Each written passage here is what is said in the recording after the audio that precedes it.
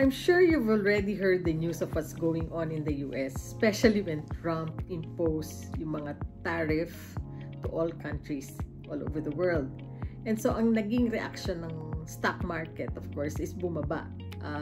You hear words like crash of the stock market or plunge of the stock market, not only in the US, but also in other stock markets of different countries all over the world. Of course, ang Australia kasama dyan. So, ano ngayon ang magiging epekto nito, lalo na sa housing dito sa Australia? With the volatility that's going on all over, makikita nyo na medyo ang mga negosyo, no, takot mag-invest. Ang tao, hindi mo nagagastos kasi syempre ine-expect mo na dahil sa tariff, aakyat ang halaga ng mga bilihin. And pagka yung paggastos ng tao ang naapektuhan, syempre ang panlaban ng RBA dyan is to reduce interest rates, of course. And so, most of the major banks right now are anticipating at least 3 more rate drops, no, this year. As the cash rate has already dropped by 0.25% from 4.35% to 4.1% where it is now.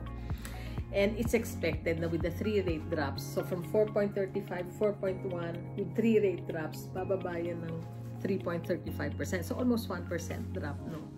So, ang laki nun in terms of yung monthly repayment nyo, liliit, malaki ang matitipid nyo. Now, ang housing market naman, of course, is tataas yung borrowing capacity mo dahil bumaba yung interest rate. So, sa pagtaas ng borrowing capacity mo, there are more people who can actually afford to buy a home now. And so, if you're looking at purchasing your first home, lalaki yung borrowing capacity mo, mas mabibili mo na dahil ang taas na ng presyo ng bahay, mas mabibili mo na yung gusto mong bahay.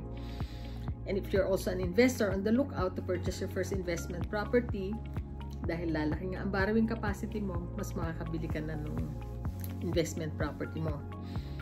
Kaya lang, may negative side din yun, ano? Dahil kasi mas maraming papasok sa market at makakabili, unti-unti na namang aakit ang presyo ng bahay.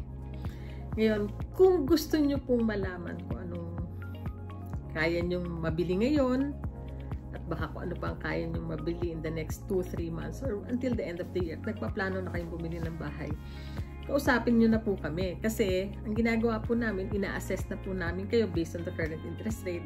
Tapos, i-assess ko rin kayo kung bumaba ang interest rate. Ito yung pwede nyo pang mautang o pwede nyo pang mabili. So, makakapag-prepara po kayo ng mas maayos. Ngayon, I've been a mortgage broker for 15 years na po. Ang pangalan ko po ay si Maria Papa. You can give me a call at 0430144008. Ang hilig ko po ay tumulong ng mga Pilipino dito po sa Sydney at sa Melbourne at even yung mga Pilipino po sa Queensland. Purchase their first home, purchase their first investment property, or even yung pag-build ng wealth through properties. Tinuturo ko na rin po yan kung paano po kayo makabili ng mga investment property para po sa retirement nyo, sa pagtanda nyo, at kung paano po magbayad at papilisin ang pagbabayad ng inyong home loan. Marami po akong tinuturo, especially in the field of finance.